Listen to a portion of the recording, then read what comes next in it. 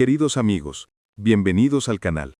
Hoy nos adentraremos en uno de los momentos más trágicos y majestuosos de la historia. El 18 de junio de 1815, el día en que un imperio se derrumbó en los campos de Waterloo. Pero esta no es solo la historia de una batalla. Es la historia de lo que fue estar entre las filas de la legendaria Guardia Imperial de Napoleón. La élite de la élite. Guerreros que nunca se retiraron hasta ese día maldito. Si aprecian las narrativas históricas profundas, suscríbanse al canal y activen la campana. Nos esperan historias que cambiarán su comprensión del pasado. Imaginen estar en un campo montañoso en Bélgica.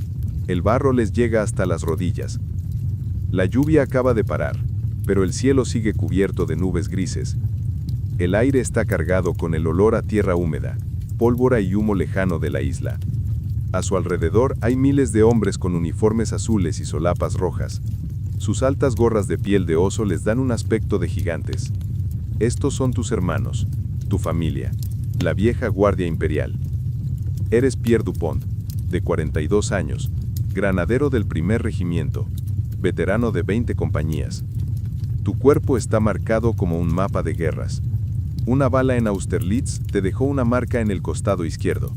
Una bayoneta en Jena te cortó el hombro derecho. Un fragmento de bala de cañón en Rusia casi te arranca la pierna. Llevas medallas por Egipto y Rusia, pero la más preciada es la que el emperador te entregó personalmente después de Wagram. Has ascendido de simple soldado a granadero de élite, y cada paso de este camino ha estado pavimentado con sangre, dolor y gloria. Pero volvamos al comienzo de tu viaje, al momento en que eras un joven normando de 18 años, hijo de un molinero, que nunca había visto más allá de su pueblo. Era 1793, y Francia ardía en los fuegos de la Revolución. El rey Luis XVI fue ejecutado el 21 de enero. La reina María Antonieta lo siguió en octubre.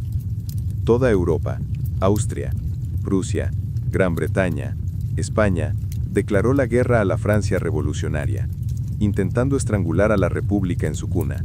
El Comité de Salvación Público declaró la movilización masiva. Levan en masse, todos los hombres aptos para el trabajo, de entre 18 y 25 años, fueron reclutados en el ejército. ¿Recuerdas aquel día de agosto de 1793, cuando un comisionado de la convención llegó a tu pueblo, se paró en la plaza, frente a la iglesia, y leyó el decreto? La República está en peligro. Hay enemigos en nuestras fronteras. Los jóvenes irán a luchar. Los hombres casados forjarán armas. Los ancianos predicarán el odio a los tiranos. Tu padre lloró. Tu madre se aferró a tu mano. Pero sentías algo más. Emoción. Anticipación. Estabas cansado del molino, del olor a harina, de la monotonía de la vida del pueblo. Querías ver el mundo, ser parte de algo grande. Y la República te estaba dando esa oportunidad. Te enviaron a un campo de entrenamiento cerca de Rouen. 2000 chicos como tú, campesinos, artesanos, comerciantes, se reunieron allí. Te enseñaron a marchar, disparar mosquetes modelo 1777 y luchar con bayonetas. El mosquete era pesado, 5 kilos, e impreciso. A 100 metros, solo podías alcanzar a un hombre con suerte. A 200 metros, las probabilidades eran de 1 a 1. Pero en una descarga masiva, cuando 100 mosquetes disparaban simultáneamente, la precisión era irrelevante. Te enseñaron a colocarte hombro con hombro en línea, disparar al recibir la orden, cargar en 15 segundos, arrancar un cartucho de un mordisco, vaciar la pólvora en el cañón, embestir la bala con la baqueta, amartillar percutor, apuntar y disparar. 15 segundos. Estándar. Los mejores tiradores lo lograron en 12. 3 meses después, te enviaron al frente. El ejército de Sambre y más, al mando del general Jourdan, asediaba fortalezas austríacas en Bélgica. Tu primera batalla fue en Florius, el 26 de junio de 1794. Recuerdas que estabas en tercera fila, detrás de los soldados más experimentados. Los austríacos, con uniformes blancos y chacó negros, se alinearon en una colina. Los tambores retumbaron, y tu batallón avanzó. Tu corazón latía tan fuerte que creías que todos a tu alrededor podían oírlo. Te temblaban las manos, y el sudor te inundaba los ojos. Cuando los austríacos dispararon su primera descarga, viste a los hombres caer por delante. No todos, ni la mayoría, pero sí lo suficientes para asustarte. La primera fila se detuvo, devolvió el fuego y el humo los envolvió a todos. No viste nada, solo oíste los gritos del oficial. Segunda fila, fuego, la segunda disparó. Tercera fila, adelante, caminaste entre el humo, tomaste el lugar de la primera fila que ahora cargaba. Viste a los austríacos, 100 metros, fuego, disparaste sin apuntar, solo en su dirección. El retroceso te impactó en el hombro. El humo te envolvió. Carga. 15 segundos. Fuego. Una y otra vez. No sabes cuántas veces disparaste, pero los austríacos se retiraron y sobreviviste. Así comenzó tu carrera militar. Durante los siguientes 5 años, luchaste en Bélgica, en el Rin, en Italia. Viste la República transformarse en un directorio, y al directorio en un consulado. Viste al joven general Corso Bonaparte, de tan solo 26 años, derrotar a los austriacos en Italia en 1796. No luchaste bajo su mando entonces, pero escuchaste las historias. Era un genio, dirigiendo ejércitos con una velocidad increíble, ganando batallas no por número, sino por maniobra y sorpresa. Hizo la paz con Austria en Campoformi y regresó a París como un héroe. En 1798, fuiste transferido al ejército italiano que Bonaparte comandaba cuando estaba reclutando para una expedición a Egipto. Era una idea descabellada: navegar por el Mediterráneo, desembarcar en Egipto, aislar a Gran Bretaña de la India. Pero Bonaparte era precisamente así de ambicioso. El 1 de julio de 1798, la flota desembarcó cerca de Alejandría. Se veía arena por primera vez, palmeras egipcias en forma de palomas blancas. El calor era mortal, 50 grados centígrados durante el día. El uniforme se te pegaba al cuerpo, el agua de la cantimplora hervía. Pero el ejército se movía, 40.000 hombres, a través del desierto hacia el Cairo. El 21 de julio tuvo lugar la batalla de las pirámides. Mamelucos, la casta militar egipcia, guerreros a caballo con túnicas brillantes, sables curvos y pistolas, atacaron al ejército francés. Bonaparte ordenó que se formaran cuadros de infantería, con cañones en las esquinas. Te paraste en la tercera fila de uno de los cuadros. El mosquete estaba cargado. Los mamelucos galopaban a toda velocidad. Miles de jinetes, gritos, sables brillando al sol. Era hermoso y terrible a la vez.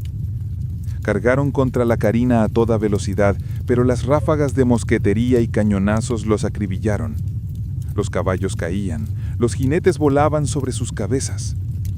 Algunos rompieron la carina, acuchillando con sus bayonetas. Se vio a un mameluco decapitar a un cabo junto a uno de un solo golpe. Pero los franceses se mantuvieron firmes, repeliéndolos con bayonetas, disparando a quemarropa. Después de 2 horas, los mamelucos se retiraron. El campo estaba sembrado de cadáveres de hombres y caballos. Bonaparte se paró en una colina, contempló las pirámides y pronunció la famosa frase: «Soldados, desde lo alto de estas pirámides, 40 siglos de historia os contemplan». Egipto era una pesadilla. Peste, disentería, moscas, escorpiones. El agua escaseaba, y también las provisiones. La población local odiaba a los franceses. Los partisanos masacraban a los rezagados. En septiembre, enfermaste de disentería y pasaste 2 semanas en un hospital del Cairo. Pensaste que ibas a morir, pero sobreviviste. En agosto de 1799, Bonaparte partió en secreto hacia Francia, abandonando el ejército. El general Kleber asumió el mando, pero fue asesinado por un fanático en junio de 1800. El ejército capituló ante los británicos en agosto de 1801. Regresaste a Francia en un barco británico. Humillación, tras 3 años de guerra. Pero Bonaparte ya había cambiado Francia. Dio un golpe de estado el 9 de noviembre de 1799. Se convirtió en primer cónsul, en la práctica, dictador. En 1802 se declaró cónsul vitalicio y en 1804 se convirtió en el emperador Napoleón I. Estuviste en París para la coronación del 2 de diciembre de 1804 en Notre Dame. Ya eras cabo con 10 años de servicio y fuiste elegido para la Guardia de Honor. Estuviste en la catedral observando cómo Napoleón le quitaba la corona al Papa Pío VII y se la colocaba a sí mismo. Simbólicamente no permitió que el Papa lo coronara, demostrando que él mismo tomaba el poder. Luego coronó a Josefina. Fue majestuoso y te sentiste orgulloso. Sirves al emperador. En 1804, Napoleón creó la Guardia Imperial. Era la élite. Soldados con al menos 10 años de servicio, participación en 3 compañías y una altura de al menos 175 centímetros. Cumplías los requisitos. Tenías 29 años, habías servido durante 11 años, participado en 6 compañías y medías 178 centímetros. Fuiste aceptado en los granaderos de la Guardia, infantería, la élite de la élite. Te entregaron un nuevo uniforme, una túnica azul con solapas rojas, cinturón blanco, pantalón blanco y polainas negras. Y lo más importante, una gorra de piel de oso de 50 centímetros de alto, piel negra, una escarapela roja, una placa de latón con un águila. Al ponértela, te sentías más alto, más fuerte. Te aumentaban el sueldo. Los guardias recibían el doble que la infantería de línea, 120 francos al mes. Las raciones eran mejores, carne a diario, vino, pan blanco. Se les llamaba inmortales porque la guardia nunca se retiraba. 1805. Austerlitz, la batalla más gloriosa de Napoleón. La tercera coalición, de Austria, Rusia, Suecia y Nápoles, reunió sus ejércitos contra Francia. Napoleón trasladó la Grande Armée, 200.000 hombres, al otro lado del Rin. Rodeó al ejército austriaco en Ulm y forzó su capitulación. Luego marchó hacia el este, encontrándose con el ejército ruso-austriaco en Austerlitz, el 2 de diciembre de 1805, el aniversario de su coronación. ¿Recuerdas la niebla de aquella mañana? Densa, blanca. No se veía más de 10 metros. La guardia estaba en el centro de las posiciones francesas, en las alturas Present. Los rusos y austriacos atacaron el flanco derecho, creyéndolo débil, pero era una trampa de Napoleón. Cuando se retiraron del centro, el emperador abandonó a Soult y a la guardia en manos de las alturas Present. La niebla se disipó a las 9 a.m. y se vio todo el campo de batalla. El ejército francés contaba con 73.000 hombres, el ruso-austriaco con 85.000. Asaltaron las alturas Present como parte de la guardia. Granaderos rusos con uniformes verdes y chacós altos lucharon desesperadamente. Bayoneta contra bayoneta, culatazo en la cara, cuchillo en la garganta. Mataron a 3 hombres. No recuerden sus rostros, solo sangre y gritos. Pero la guardia tomó las alturas y el ejército ruso-austriaco quedó dividido en 2. El flanco derecho aliado se retiró a través de los estanques helados de Sachny y Napoleón ordenó disparar cañones contra el hielo. El hielo se rompió. Miles de soldados se ahogaron en el agua helada. Los caballos forcejearon, intentando escapar.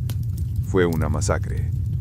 Los aliados perdieron 27.000 hombres, los franceses 9.000. Austria firmó la paz. Rusia se retiró tras las fronteras. Napoleón cabalgaba por el campo de batalla al anochecer. Se detuvo ante los guardias, se quitó el sombrero y dijo: «Guardias, mi corazón, sois el granito sobre el que se asienta el imperio». Gritasteis: «¡Viva el emperador!», tan fuerte que perdisteis la voz. Fue un apogeo. El imperio francés se extendía desde España hasta Polonia, desde Dinamarca hasta Italia. Napoleón estaba furioso, amo de Europa. Pero el imperio exigía sangre. 1806, Jena. Prusia unió la cuarta coalición. Napoleón la derrotó en 6 semanas. La batalla de Jena el 14 de octubre. Estabas allí, la guardia en reserva. Pero el ejército prusiano fue derrotado tan rápidamente que no fuiste necesario. Napoleón entró en Berlín el 27 de octubre. Marchaste bajo la puerta de Brandenburgo. Prusia capituló. 1807. Guerra con Rusia. Batalla de Prešov-Eylau. 8 de febrero. Tormenta de nieve. 20 grados bajo cero. Visibilidad cero. Luchaste en un campo helado. La sangre se coaguló en tu uniforme. Los rusos lucharon como demonios. Sus baterías de 300 cañones aniquilaron a los franceses.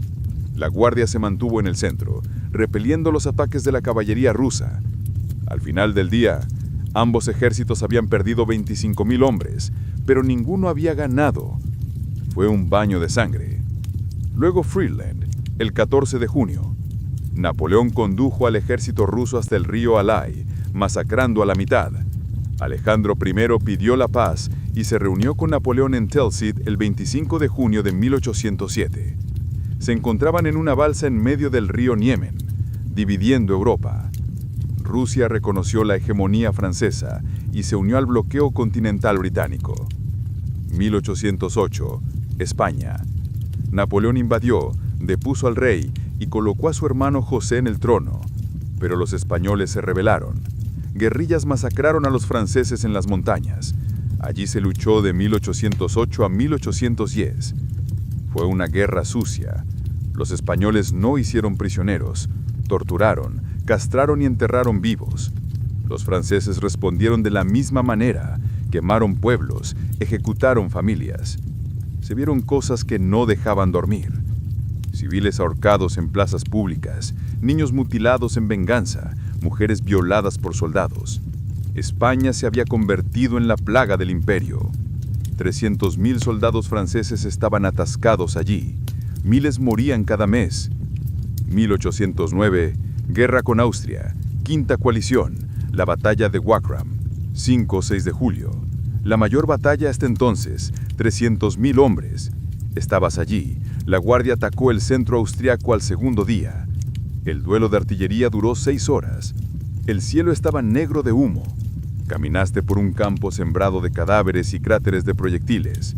Los austriacos lucharon desesperadamente, pero Napoleón los desbarató con una artillería masiva. 200 cañones dispararon a un solo punto. Austria perdió 40.000 hombres. Francia 37. Fue una victoria triunfal.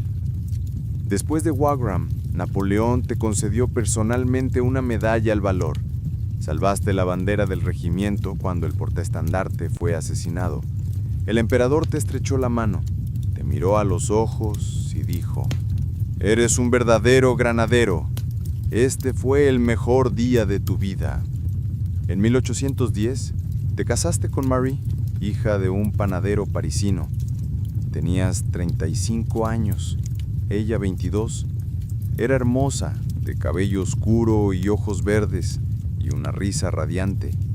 La conociste en las tabernas donde los guardias se reunían entre compañías. No le temía a los soldados ni a las cicatrices de tu rostro. Te casaste en una pequeña iglesia. La boda fue modesta. Varios camaradas del regimiento, su familia. Napoleón otorgó privilegios a los guardias. Los hombres casados recibían mejor paga y podían vivir en apartamentos en lugar de barracones. Tu hijo Charles nació en 1811. Lo sostuviste en tus brazos, ese pequeño bulto, y pensaste: quizá nunca sea soldado, quizá viva en paz. Pero no había paz. En 1811, Rusia puso fin al bloqueo continental y comenzó a comerciar con Gran Bretaña. Napoleón no podía permitirlo. Todo el sistema se estaba derrumbando. Comenzó a preparar el mayor ejército de la historia. 600.000 hombres de toda Europa. Franceses, alemanes, italianos, polacos, holandeses. Un gran ejército. Estabas en la guardia, ahora eras sargento. Tenías 36 años. Marie lloró cuando te fuiste. No te vayas, Pierre. Tienes una familia. Ya has dado tanto. Pero la besaste. Besaste a Charles y le dijiste: el emperador llama. Regresaré. El 24 de junio de 1812, la Grande Armée cruzó el Niemen e invadió Rusia. Fue la campaña más grande de la historia. Al principio parecía fácil. Los rusos se retiraron, Sin aceptar la batalla, Napoleón marchó sobre Moscú con la esperanza de obligar a Alejandro a la paz, pero los rusos quemaron todo a su paso, empleando la táctica de tierra quemada. Las aldeas estaban desiertas, los pozos envenenados y no había provisiones. El ejército ya había empezado a morir de hambre en julio. Los caballos morían de exhaustión, los soldados comían hierba y raíces. 7 de septiembre, Borodino. La batalla de un día más sangrienta de la historia antes de la Primera Guerra Mundial. El ejército ruso de 130,000 hombres tomó posiciones cerca de la aldea de Borodino y construyó una fortificación. Napoleón atacó al amanecer. La batalla duró 12 horas sin descanso. Estabas en la guardia, en reserva en el reducto de Shevardino. Viste cómo la infantería francesa asaltaba una y otra vez las fleches y las fortificaciones de tierra de Bagration. Viste cómo la artillería rusa, 600 cañones, aniquilaba a los atacantes. Viste cómo el mariscal Ney, cubierto de sangre, dirigió personalmente a los soldados de queroseno al ataque. Viste cómo los granaderos rusos luchaban con bayonetas, sin retroceder un solo paso. Napoleón quería comprometer a la guardia para romper el centro ruso, pero el mariscal Bessières lo disuadió. Estás a miles de kilómetros de Francia, no arriesgues las reservas. La guardia no fue dirigida y los rusos resistieron. Al anochecer se retiraron, pero el ejército permaneció intacto. El campo de Borodino era un infierno. Se lo atravesaba al día siguiente. Los cadáveres yacían en capas, en algunos lugares hasta las rodillas. Había 70,000 muertos, 44,000 rusos, 26,000 franceses. Los heridos gemían, pidiendo más agua. Algunos yacían aún con vida bajo los cadáveres. Los cuervos y los perros ya estaban dándose un festín. El olor a descomposición era insoportable. Sí. ¿Pensabas que esto era una victoria? De ser así, ¿a qué precio? El 14 de septiembre, el gran ejército entró en Moscú. La ciudad estaba desierta. El gobernador, aplastado, evacuó los residentes e incendió los almacenes. Esa misma noche se desató un incendio. En 3 días, 3/4 partes de Moscú quedaron destruidas. Te quedaste en la Plaza Roja viendo cómo ardía el Kremlin y te preguntaste, ¿qué hacíamos ahí? Napoleón esperó un mes a que Alejandro Magno pidiera la paz, pero el zar guardó silencio. El 18 de octubre, el emperador ordenó la retirada. Se acercaba el invierno, no había provisiones y el ejército comenzó a desintegrarse. La retirada de Rusia fue un apocalipsis. Las temperaturas bajaron a menos 35 grados centígrados. Los soldados se congelaron en la marcha, cayeron y nunca más se levantaron. Miles de caballos murieron, los cañones fueron abandonados. El ejército ruso y los partisanos atacaron las columnas, masacrando a los rezagados. Caminabas con los pies envueltos en harapos, porque tus botas se estaban deshaciendo. Comías carne de caballo cuando la encontrabas, a veces cadáveres, aunque nadie confesaba. La guardia resistió mejor que otros, pero incluso ellos se estaban desvaneciendo. El cruce del Beresina, del 26 al 29 de noviembre. Los rusos rodearon al ejército en el río. 2 puentes. Pánico. Recuerdas a miles de soldados, caballería, mujeres, niños, la multitud apretujada contra los puentes, cayendo al agua helada, ahogándose. La guardia cubría el cruce, luchando contra los rusos para dejar escapar al resto. Te quedaste en el puente disparando a los atacantes, hasta que se te acabó la munición, luego con una bayoneta, luego con la culata de un fusil. Henry y Louis murieron a tu lado. No los que estarán en el baño privado, sino otros camaradas. Henry se ahogó cuando el puente se derrumbó bajo sus pies. Louis recibió un disparo de un cosaco. Sobreviviste, pero perdiste parte de la oreja derecha. Congelación. De los 600,000 hombres de la Grande Armée, solo 30,000 regresaron en condiciones para la batalla. El resto murió, fue capturado o desapareció. La guardia perdió la mitad. Regresaste a Francia en enero de 1813. Un esqueleto, congelado y enfermo de tifus. Marine te reconoció al abrir la puerta. Pesabas 50 kilos en lugar de 80. Tenías el pelo canoso, tenías 37 años pero aparentabas 60. Pero el imperio aún no había caído. La sexta coalición, Rusia, Prusia, Austria, Suecia y Gran Bretaña invadieron Francia. Napoleón reunió un nuevo ejército de 120,000 hombres, compuesto por jóvenes y veteranos. Estabas entre los veteranos, que volvieron al servicio en abril de 1813. Aunque Marie te rogó que te quedaras, no tuviste otra opción. El imperio se desmoronaba y no podías quedarte de brazos cruzados. La campaña de 1813 en Francia fue un milagro. Napoleón, con fuerzas inferiores, derrotó a los aliados en pequeñas batallas en Lutzen, Bautzen y Dresde. Pero los aliados fueron más astutos. Ahora no aceptaban batallas mayores, agotando al ejército. 16-19 de octubre, Leipzig, la batalla de las naciones. 500,000 hombres en el campo de batalla, la batalla más grande antes de la Primera Guerra Mundial. El ejército francés era de 190,000 contra 360,000 aliados. 3 días de matanza y Napoleón se retiró. El ejército perdió 70,000 hombres, cruzó el Rin y regresó a Francia. 1814. El fin. Los aliados invadieron Francia por todos lados. Napoleón luchó como un león, 7,000 contra 500. Estaba ganando la batalla, pero no la guerra. El 30 de marzo los aliados tomaron París. Napoleón abdicó el 6 de abril en Fontainebleau y firmó el tratado. Fue exiliado a Elba, una pequeña isla frente a la costa de Italia. Te dieron una pensión, una modesta pensión de 100 francos al mes. Regresaste a casa, intentaste ser un padre para Charles, quien ya no te recordaba. Intentaste ser un esposo para Marie, quien había envejecido cuidándote. Pero la guerra no te dejaba ir. Cada noche soñabas con campos de batalla, los gritos de los heridos, los rostros de tus camaradas caídos. Y entonces, el 26 de febrero de 1815, llegó la noticia.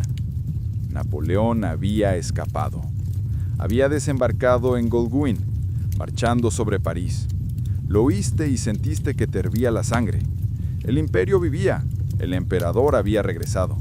Empacaste tu uniforme, tu gorra de piel de oso, tu mosquete. Besaste a Marie. Ella lloró diciendo, no te vayas, te matarán allí. Pero tú respondiste, Marie, moría en Rusia. Todo lo que viene después es un regalo y se lo daré al emperador. Te marchaste sin mirar atrás. Caminaste hacia París. Te encontraste con otros veteranos por el camino. Todos se dirigían hacia la capital, como ríos hacia el mar. Cantaban la marsellesa y gritaban «¡Viva l'Empereur!». El 1 de marzo Napoleón entró en Grenoble, el 5 en Lyon, el 20 en París. Luis XVIII huyó en un carruaje, abandonando su corona. Te quedaste en las esquinas al ver pasar al emperador. Él miró desde el carruaje, sonrió y tú comprendiste. Nos recuerda. Recuerda a quienes lo acompañaron hasta el final. Napoleón declaró la movilización. En 3 meses había reunido a 280,000 soldados, pero Europa no lo perdonó. La séptima coalición lo declaró proscrito. 1,000,000 de soldados marchaban hacia las fronteras de Francia. Napoleón decidió atacar primero, derrotar a los prusianos y a los ingleses en Bélgica antes de que se unieran, y luego enfrentarse a los austriacos y rusos. Un plan audaz, pero no había otro. Te alendaron en el primer regimiento de granaderos del ejército imperial, Guardia. El comandante, el general Petit, es bajo, fibroso, con una cicatriz de Maérin. Su compañía cuenta con 80 hombres, todos veteranos. La edad promedio es de 40 años. A su lado estaba Jacques, un cabo de 50 años que perdió 2 dedos en España. Fumando tabaco, burlón, pero valiente.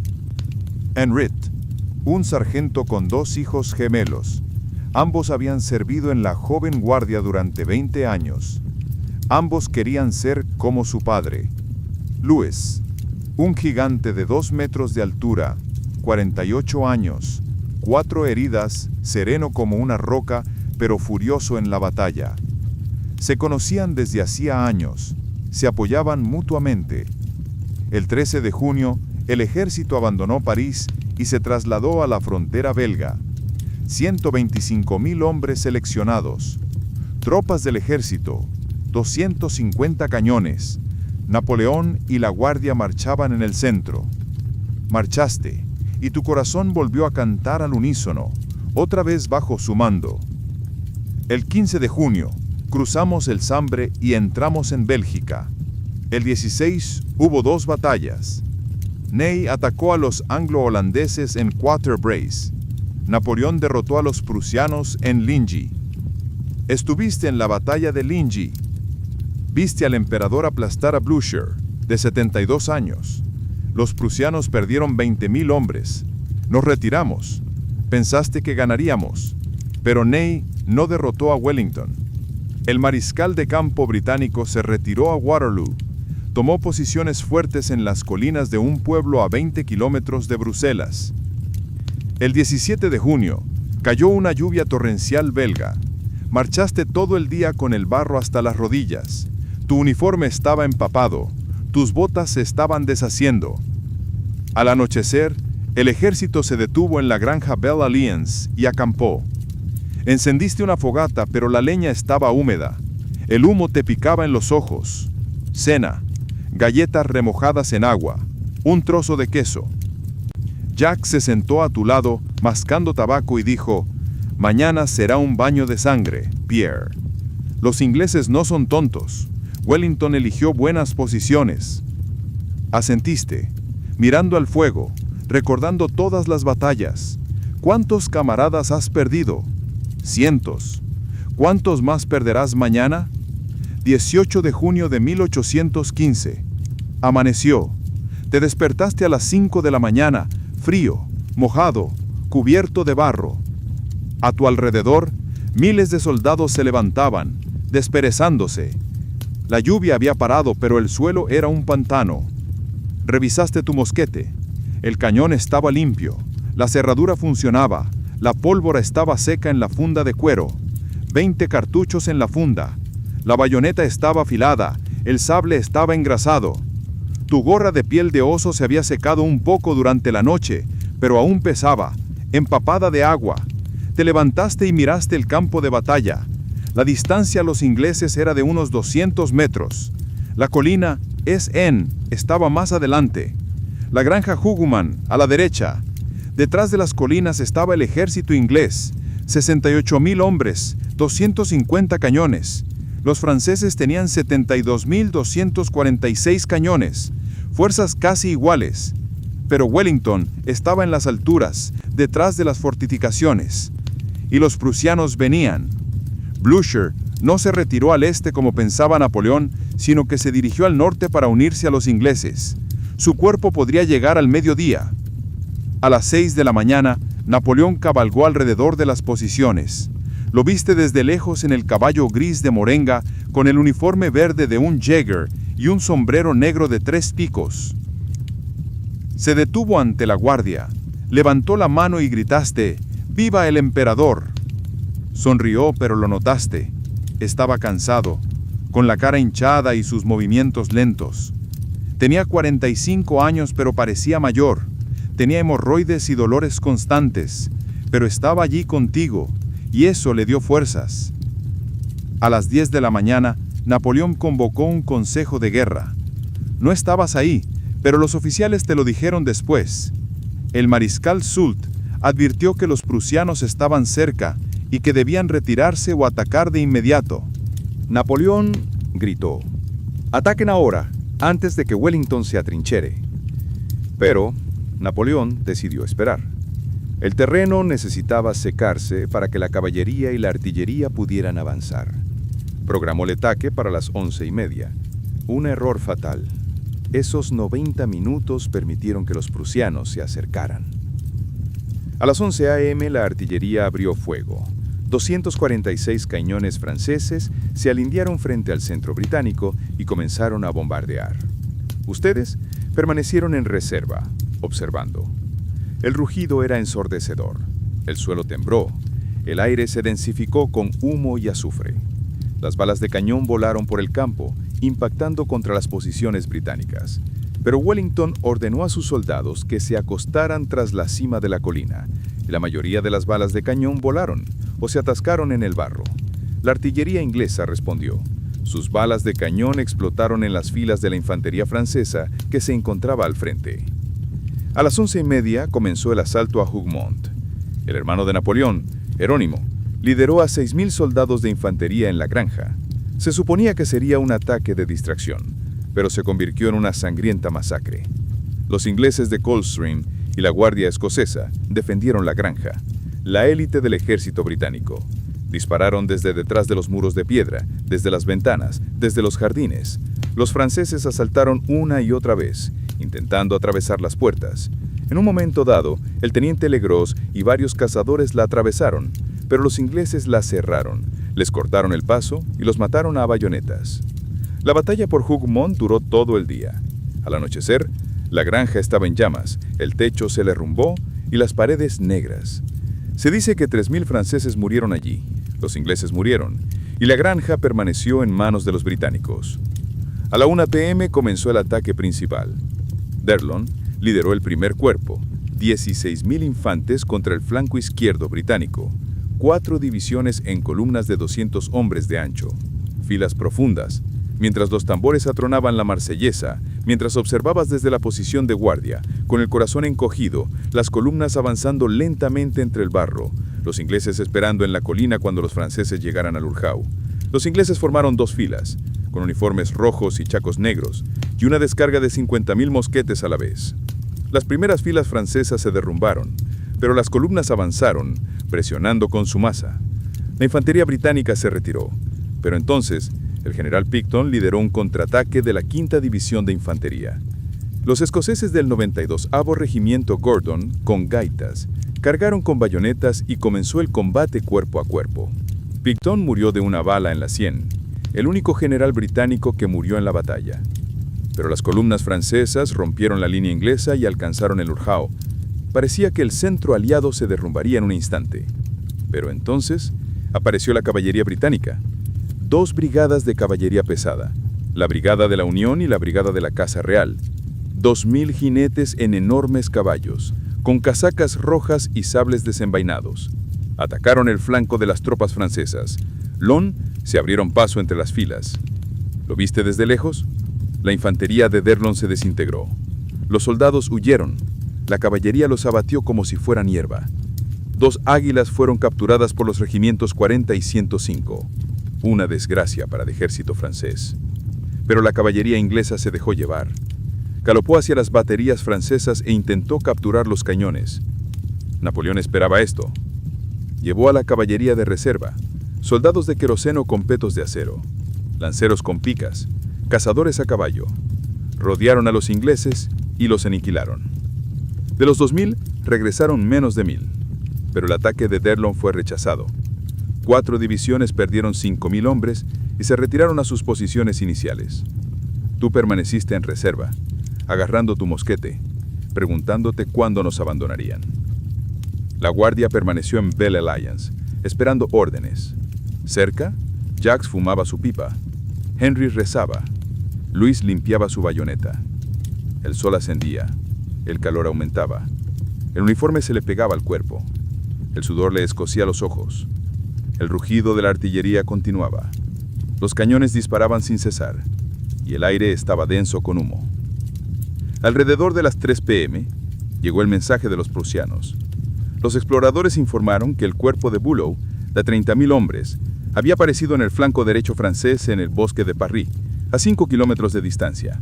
Napoleón se vio obligado a desviar 6 batallones de la joven guardia y el cuerpo del frente de 14.000 hombres para enfrentarlos. Esto debilitó el centro y redujo las reservas. Pero el emperador no podía esperar. Wellington tenía que ser derrotado antes de que llegaran las principales fuerzas prusianas. A las 15:30, Napoleón les ordenó atacar el centro británico.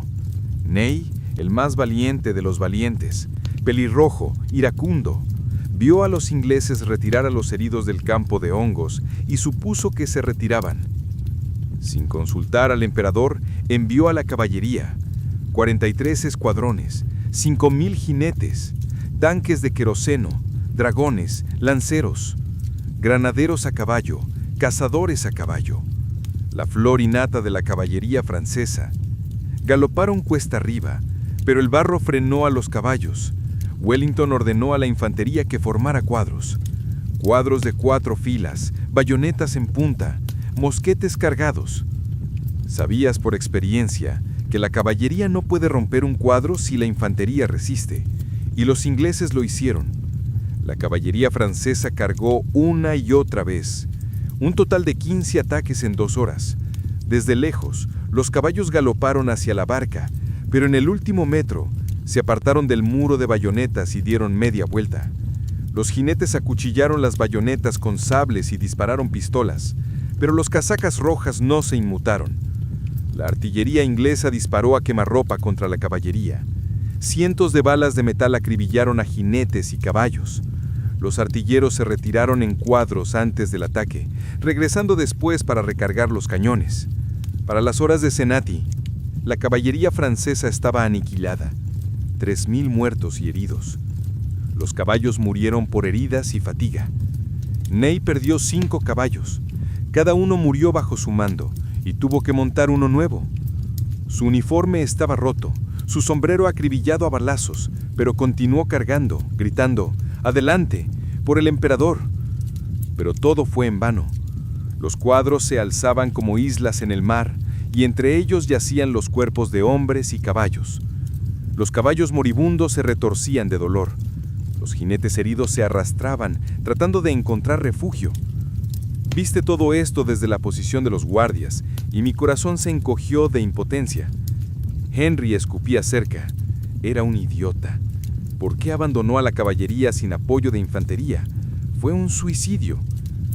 Jacques guardaba silencio, fumando tabaco, mirando la colina donde se alzaban firmes los cuadros ingleses.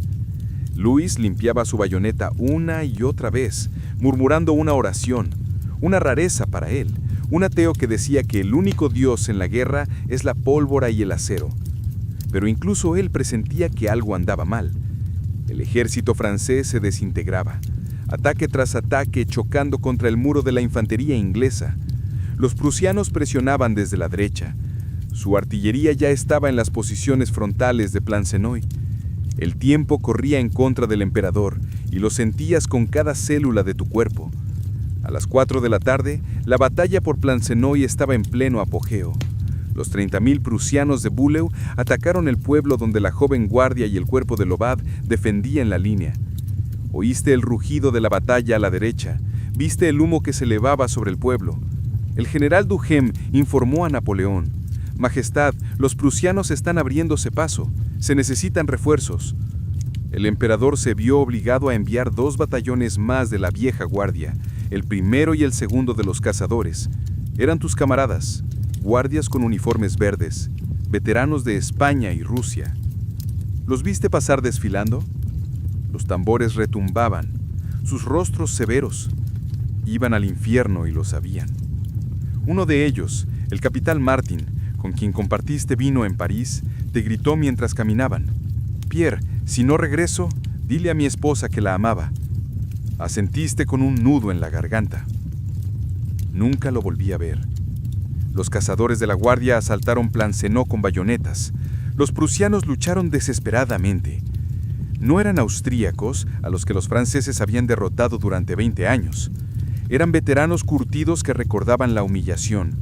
Recordaban cómo Napoleón había arrasado su capital. Ansiaban venganza. La lucha en el pueblo fue brutal.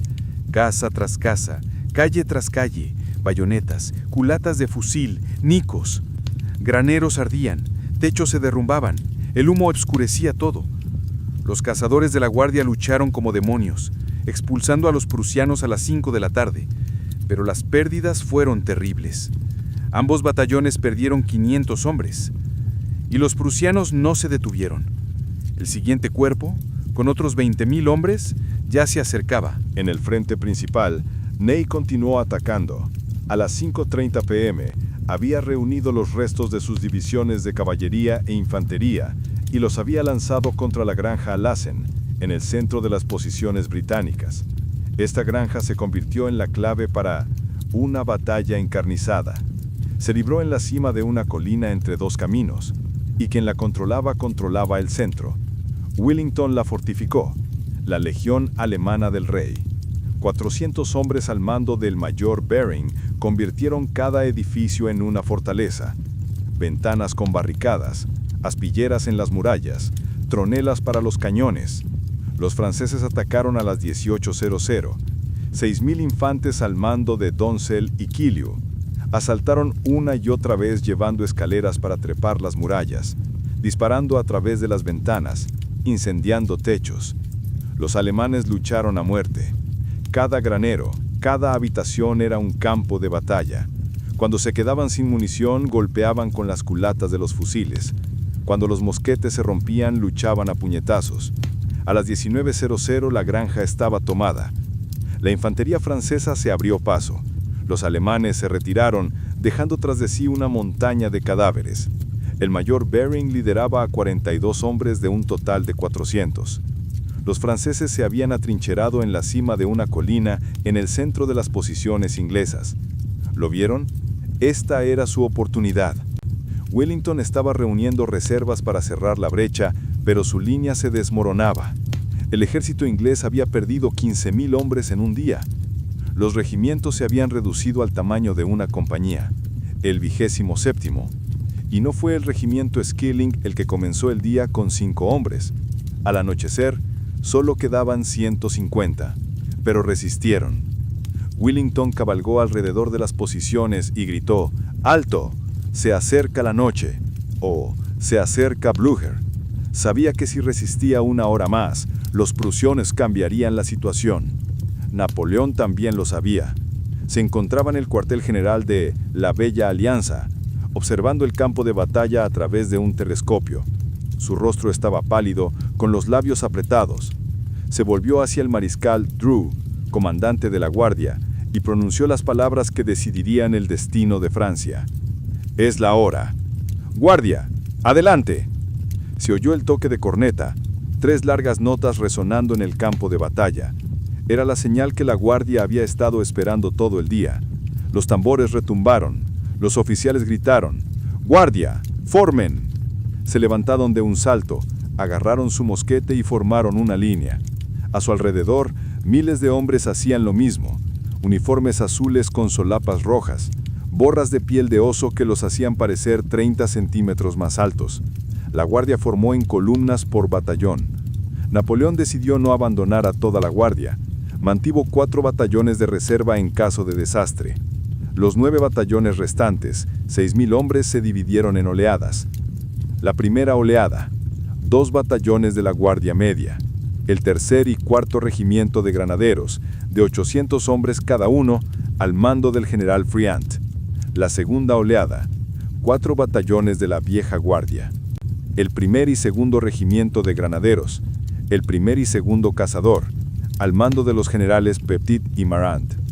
Tercera oleada, 3 batallones de la Guardia Media, reserva de apoyo. Estabas en el primer regimiento de granaderos, al mando de Petit. En la segunda oleada, la élite de la élite. Los veteranos te rodeaban. Jacques a la derecha, Henry a la izquierda, Luis detrás. Sus rostros eran serios, sus ojos llameantes. Nadie habló, pero todos lo sabían. Este es el ataque final. O abrimos paso o se acabó. El general Petit estaba al frente del batallón, con la espada en alto. La cicatriz que le cruzaba el rostro parecía negra a la luz del atardecer.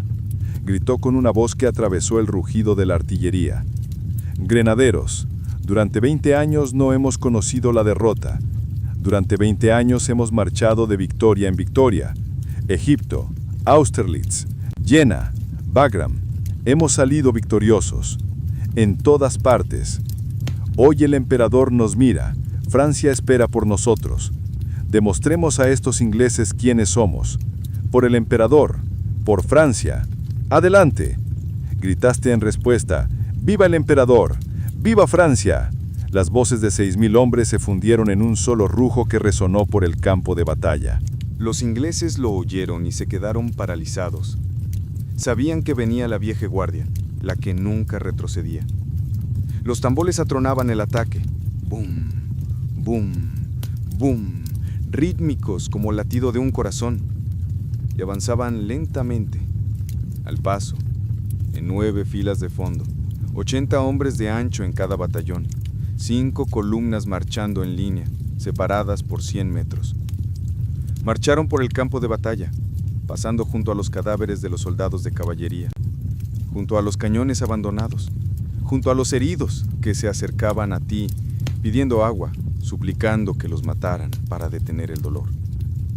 Miraste al frente, firme. El barro se te pegaba a las botas. Cada paso era un esfuerzo. Tu gorra de piel de oso te apretaba la cabeza. Tu uniforme estaba empapado en sudor. El mosquete en tus manos pesaba como un ancla. Pero caminabas porque eras un granadero de la guardia, porque detrás de ti había cientos de camaradas y delante los enemigos del imperio. Napoleón se quedó junto al camino. Se quitó el tricornio y lo agitó. Viste su rostro, pálido pero lleno de esperanza. Gritó: «¡Guardias, adelante! ¡Rompan sus líneas! ¡Salven Francia!». Tú respondiste: «¡Viva el emperador!», y tu voz se mezcló con las de miles de otras. La infantería de línea de pie a los lados del camino también gritó, agitando sus chacós. Vieron a la guardia y pensaron: si vienen estos invencibles, entonces hay una oportunidad. Pasaste la granja de Belianza, más allá de las últimas baterías francesas. Los artilleros saludaron y gritaron: «¡Guardias, buena suerte!». Más adelante hay una pendiente de 300 metros hasta la cima de la colina de la Essene. Los británicos están en la cima. ¿Los vieron? Uniformes rojos, alineados, mosquetes listos. Detrás de ellos hay artillería, con cañones apuntándote. Alrededor de la Essene hay edificios en llamas, humo, los cuerpos de alemanes y franceses que cayeron en la granja. Olía quemado, sangre y pólvora. El cielo se oscurecía. Eran las 7 p.m. El sol se ponía tras las colinas, proyectando largas sombras. La Guardia Media estaba al frente, la primera oleada, el 3er y 4º regimientos al frente. ¿Vieron cómo empezaron a subir? La pendiente era empinada, el barro resbaladizo. Los granaderos se aferraron a la hierba y las rocas, pero no rompieron la formación. Los tambores retumbaron, los oficiales gritaron: «¡Mantengan la línea! ¡No se detengan!». Los ingleses en la cima esperaban. Wellington dio la orden a los regimientos 52 y 42, escoceses e ingleses, de que encontraran con la guardia. Estaban frescos, recién llegados de la reserva. Su comandante, el mayor John Colborne, les ordenó que se mantuvieran tras la cresta para que los franceses no los vieran hasta el último momento. La Guardia Media llegó a la mitad de la ladera. Los ingleses abrieron fuego. Una descarga. 1000 mosquetes dispararon simultáneamente. Un sonido como de tela rasgándose amplificado 1000 veces. El humo envolvió la cima. ¿Lo vieron? Las primeras filas de la Guardia Media se derrumbaron. Docenas de granaderos cayeron. La sangre salpicó sus uniformes azules, pero el resto continuó, sobre los cuerpos de sus camaradas, sin perder el paso. Una segunda descarga. Una tercera. Cada descarga abatía a docenas, pero la Guardia Media no se detuvo. Llegaron a la cima. Ahora es el turno de la vieja guardia. Tu turno. El general Petit alzó su espada. «¡Guardias! ¡Adelante!». Avanzaron cuesta arriba. Sentiste que tu corazón latía con fuerza. El sudor te inundaba los ojos. La respiración se aclaraba. A tu lado Jacques respiraba con dificultad, con el rostro rojo por el esfuerzo. «Henry», murmuró una oración moviendo los labios en silencio. Louis caminaba como una ametralladora, sin perder el paso, con la mirada fija en la cima. Más adelante gritos, truenos. La Guardia Media ya está en la cima, luchando con los ingleses con bayonetas.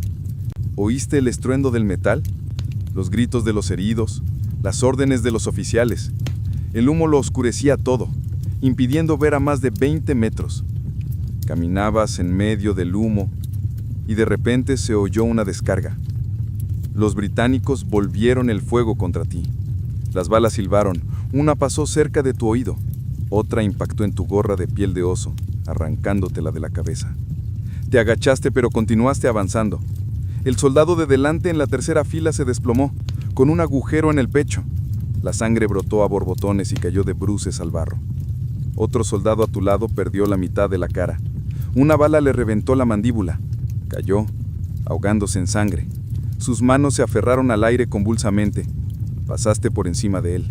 El corazón te latía con fuerza, pero tus piernas se movían mecánicamente. Los tambores seguían sonando, pero el tamborilista a tu izquierda se había desplomado con una bala en el pecho.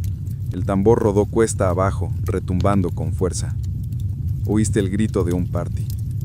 No te detengas. ¡Adelante! Por el emperador, gritaste. Por el emperador. Y los demás se unieron. Los gritos se fundieron en un solo rugido, ahogando incluso el rugido de los mosquetes. Llegaste a la cima. El humo se disipó por un momento y viste. Ante ti está la infantería inglesa. Casacas rojas, chacós negros, bayonetas en alto. Formaban dos filas, la primera arrodillada, la segunda de pie. Todos los mosquetes te apuntaban. Distancia, 30 metros. Un oficial gritó: ¡Fuego! Una descarga mortal desde 30 metros. Viste cómo los mosquetes estallaban en llamas, elevándose una columna de humo. El sonido de un golpe sordo, como el restallar simultáneo de 1000 látigos. Decenas de granaderos cayeron a tu lado. Jax gritó a la derecha, agarrándose el estómago. Una bala le había atravesado los intestinos. La sangre fluía entre sus dedos. Cayó de rodillas, mirándote. Tenía los ojos muy abiertos. «Pierre, ¡socorro!». Lo agarraste del hombro, pero el oficial gritó: «¡Adelante! ¡No te detengas!». Soltaste a Jax, dejándolo en el barro, y seguiste adelante. Oíste su grito detrás de ti, pero no miraste atrás. No podías. Si te detienes, morirás. Llegaste a la línea inglesa. Bayonetas. Te lanzaste hacia adelante. La punta de tu mosquete chocó con la del inglés. El metal resonó. Tus manos temblaron por el impacto. Empujaste. Él retrocedió.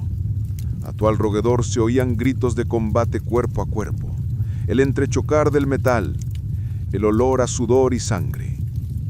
Viste el rostro de un inglés. Joven, tal vez de 20 años. Cabello rubio, ojos azules, abiertos por el miedo y la rabia. Moviste tu mosquete hacia la izquierda. Su bayoneta pasó volando y le golpeaste en la cabeza con la culata. El golpe fue fuerte. La culata le rompió el cráneo con un crujido. El inglés se desplomó y lo pisaste. Seguiste adelante. Henry, justo a su lado, atravesó con su bayoneta a un escocés con falda escocesa, tartán rojo, boina negra. El escocés gritó y agarró la culata de su mosquete. Henry tiró de la bayoneta, pero estaba clavada en sus costillas. El escocés no lo soltó, con la mirada llena de odio.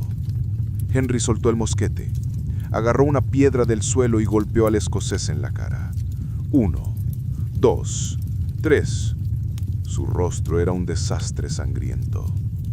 El escocés se soltó y se desplomó. Henry recogió el mosquete de otro hombre muerto y siguió adelante. Louis avanzó como un tanque, apartando a los enemigos. Agarró a un inglés por el cuello con una mano, lo levantó como un muñeco y lo arrojó contra la multitud de aliados. Golpeó a otro en la cara, rompiéndole la nariz. El inglés cayó inconsciente. A un tercero le dio un rodillazo en la ingle y luego lo golpeó en la cabeza con la culata de un rifle. Louis resultó herido. Una bala le atravesó el hombro. La sangre corría por el uniforme, pero no se dio cuenta. Luchó como un berserker. ¿Lo viste? Los guardias presionan. Los ingleses se retiran. Su línea se rompe. Los soldados retroceden 10 o 20 metros. Pensaste en un momento, hemos ganado, hemos roto el paso, el imperio está a salvo. Pero entonces algo ocurrió inesperado. Desde detrás de la colina a la derecha, entre el humo, apareció un nuevo regimiento, el 52º Regimiento de Oxfordshire, al mando del mayor John Colborne. 800 hombres de refresco, que habían permanecido ocultos tras la cresta durante toda la batalla, no participaron en el combate. Colborne los condujo alrededor del perímetro, atacando a tu columna por el flanco. No los viste hasta el último momento. El humo oscureció todo. De repente, una descarga a 50 metros de la derecha. Los mosquetes dispararon a quemarropa contra el flanco desprotegido de la guardia. El flanco derecho de tu columna se derrumbó. Decenas de granaderos cayeron simultáneamente, como si una mano invisible los hubiera barrido. Volteaste la cabeza y viste uniformes rojos marchando en formación a un lado. Bayonetas brillaban a la luz del atardecer. El general Pitrienc gritó: «¡Girad a la derecha! ¡Enfrenten el ataque!». Pero es imposible reorganizarse bajo fuego enemigo. La columna está confusa. La formación está rota. Los británicos dispararon una segunda descarga, una tercera. ¿Viste cómo cayó Pitrienc? Una bala le atravesó el pecho. La sangre brotaba a borbotones. Cayó de rodillas. Intentó levantarse, pero no pudo. Cayó de bruces en el barro. Los oficiales cayeron uno tras otro. Capitanes, tenientes, sargentos.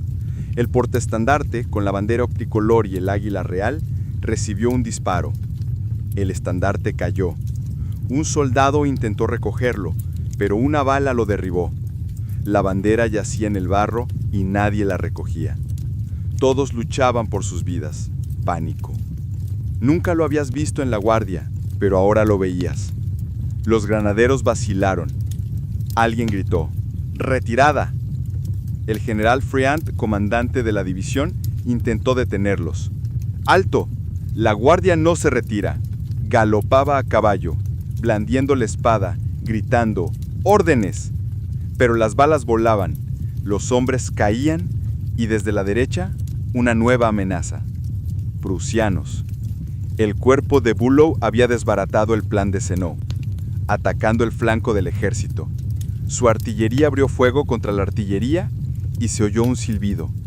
El silbido peculiar y espeluznante de los disparos de metralla. Una explosión a 3 metros de ti. Una metralla explotó. La metralla voló en todas direcciones.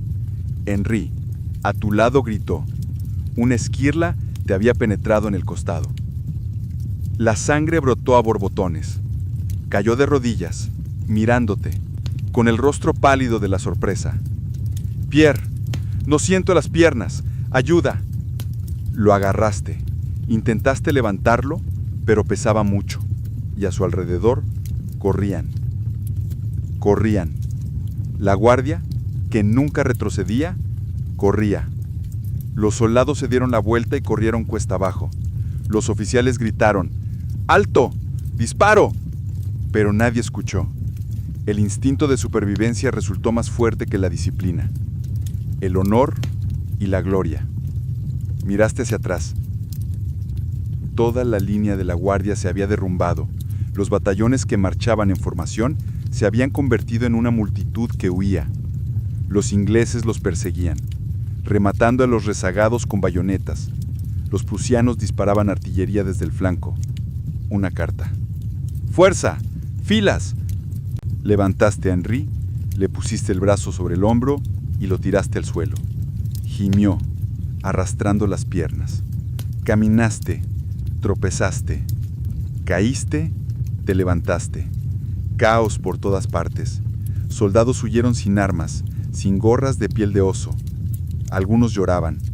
Viste al capitán, sentado en el suelo, con la cabeza entre las manos, tambaleándose, murmurando: hemos perdido. La guardia ha perdido. Se acabó.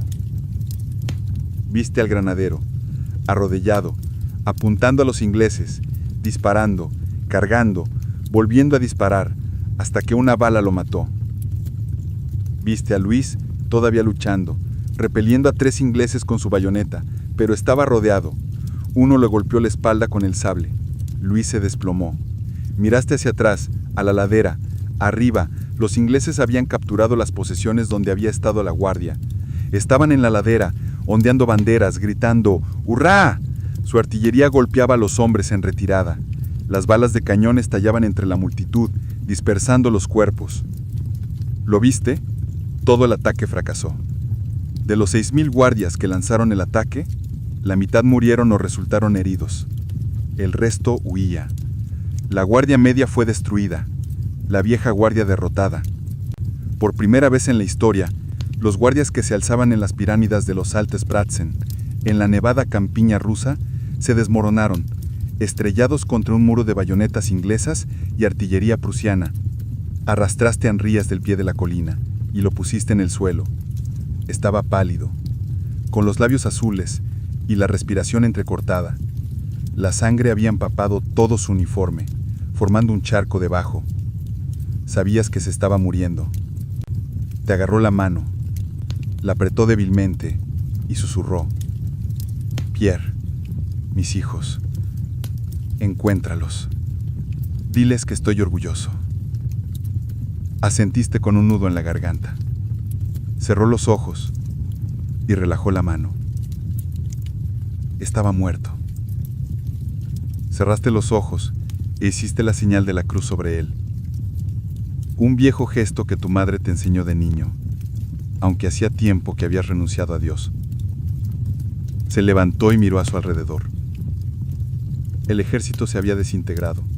No solo los guardias, sino todo el ejército. La infantería de línea, que había resistido firme todo el día, vio a los guardias retirarse y se desintegró. Gritos resonaron por todo el campo. ¡La guardia huye! ¡Se acabó! ¡Sálvese quien pueda! Los soldados abandonaron armas y mosquetes. Las mochilas huyeron hacia el camino del sur. Los artilleros abandonaron cañones. 240 cañones fueron abandonados. Solo se llevaron 10. La caballería galopó fuera de la formación, pisoteando a la infantería, y el jefe, los carros con los heridos, un carro con oficiales, todos se mezclaron en una masa caótica en el camino. Los prusianos y los ingleses no se quedaron atrás. Su caballería los persiguió, aniquilando a los soldados en retirada. Húsares prusianos con uniformes azules, sables desenvainados, galoparon por el campo, matando a todos los que se quedaron atrás. Dragones ingleses con uniformes rojos hicieron lo mismo. Viste cómo un lancero prusiano atravesó a un soldado francés por la espalda con su pica, lo levantó sobre ella. Como una bandera galopó unos metros, la dejó caer. Vi a un dragón inglés acuchillando a los que huían con sus sables. Volaron cabezas, la sangre salpicó, cadáveres cubrían el camino, carros aplastados, caballos muertos, heridos abandonados. Perdiste tu mosquete en algún lugar de la ladera. Una bala te arrancó la gorra de piel de oso. Tu uniforme estaba destrozado. Avanzabas a trompicones. La multitud te presionaba por todos lados. Un joven soldado, de unos 18 años, corría a tu lado, con el rostro empapado en lágrimas, gritando: «Mamá, mamá, sálvame». Una bala lo alcanzó por la espalda. Se desplomó. La multitud lo pisoteó. Lo pisoteaste sin detenerte. Sobrevivir es el único camino. Alrededor de las 8 p.m., llegaste a la granja Belle Alliance, donde Napoleón tenía su cuartel general esa mañana. El emperador intentó detener la huida. Se detuvo junto al camino y gritó: «¡Soldados! ¡Alto! El imperio sigue vivo. Reformemos nuestras filas». Pero nadie escuchó. La multitud corrió, ajena a él. Sus ayudantes lo instaron a irse. «Majestad, los prusianos están cerca. Podrían capturarlo. Váyase». Napoleón se resistió. No, me quedaré con el ejército. Pero el mariscal Soult lo agarró del brazo y literalmente lo arrastró al carruaje. El carruaje se dirigió hacia el sur, rodeado por los restos de la guardia montada. Lo viste desaparecer en la noche y pensaste, nunca lo volveremos a ver. El emperador abandonó al ejército, o el ejército abandonó al emperador. Ya no importaba. Caminaste toda la noche. El camino hacia el sur, hacia Genappe, hacia Charleroi, hacia la frontera estaba atascado con tropas en retirada. Miles de soldados, carreteros heridos. Los prusianos persiguieron durante 3 días, 150 kilómetros, hasta Lohan. No hicieron prisioneros en el camino. Blücher ordenó, sin piedad. Mataron a todos los que atraparon, saquearon los cadáveres y quemaron los carros. El ejército francés estaba disperso. De los 7.000 que lucharon en Waterloo, 20.000 permanecieron organizados. 25.000 murieron y resultaron heridos en el campo de batalla. 8.000 fueron capturados. El resto huyó a las aldeas. Se escondió en los bosques. Llegaste al oeste al mediodía del 19 de junio. Los restos del ejército estaban concentrados allí. Varios miles de soldados, desarmados, sin oficiales, hambrientos, exhaustos. Te desplomaste en el suelo junto al camino, inconsciente por el agotamiento. Te despertaste con los gritos de los prusianos. Blücher no se había detenido. Su caballería había alcanzado a las tropas en retirada en Genappe y comenzó la masacre. Saltaste y corriste. Apenas te movían las piernas, tenías la cabeza nublada, pero el instinto te impulsó. Corriste por la ciudad. Viste a los prusianos aniquilando a los franceses en las calles, casas en fuego, residentes escondidos en sótanos. Saliste corriendo de la ciudad, caíste en una zanja junto al camino y te quedaste allí tendido hasta que los prusianos pasaron al galope. El 20 de junio llegaste a Namur. Allí la guarnición francesa intentó organizar una defensa, pero los prusianos sitiaron la ciudad. Fuiste capturado por húsares prusianos. Estabas muy débil para resistir. Te hirieron en la pierna. No recordabas cuándo ocurrió. Quizás en la ladera de Privadlo, quizás en el camino. La bala te entró en la pantorrilla. El hueso estaba intacto, pero se infectó pronto. El médico prusiano te la vendó bruscamente, sin anestesia. Gritaste de dolor, pero te ignoró. Te arrojaron a un campo de prisioneros al aire libre, en un prado bajo fuego. Había cientos de otros como tú. Soldados franceses, guardias, jinetes, todos golpeados, hambrientos, enfermos. Los soldados prusianos se burlaban de ti. Caminaban entre los prisioneros, llevándose sus últimas posesiones, medallas, relojes, dinero. Perdiste tu medalla de la batalla de Austerlitz, que usaste durante 20 años. Un sargento prusiano te la arrancó del uniforme y se rió. Un recuerdo de un bandido carso te escupió en la cara. Permaneciste en silencio, apretando los puños, pero ¿qué podías hacer? Nada. Napoleón abdicó el 22 de junio en París. Te enteraste por un oficial capturado, el teniente Bernard, que estaba en la capital antes de su arresto. Habló entre lágrimas. El emperador regresó a París el 21 de junio. Intentó reclutar un nuevo ejército, pero la Cámara de Diputados se negó a apoyarlo. Exigieron su abdicación. Fouché, ese traidor, estaba conspirando. El 22 de junio, el emperador firmó una abdicación a favor de su hijo, pero nadie la reconoció. Pidió asilo a los ingleses, pensando que lo dejarían vivir en Inglaterra, pero lo enviaron a Santa Elena, una isla en el Atlántico, a miles de kilómetros de Europa. No había vuelta atrás. Escuchaste y sentiste que algo moría en tu interior. El imperio por el que habías dado 22 años terminó no en gloria ni en triunfo, sino en el lodo de un campo belga, en la sangre de tus camaradas, en la humillación del cautiverio. Fuiste liberado en septiembre de 1815, gracias a una amnistía.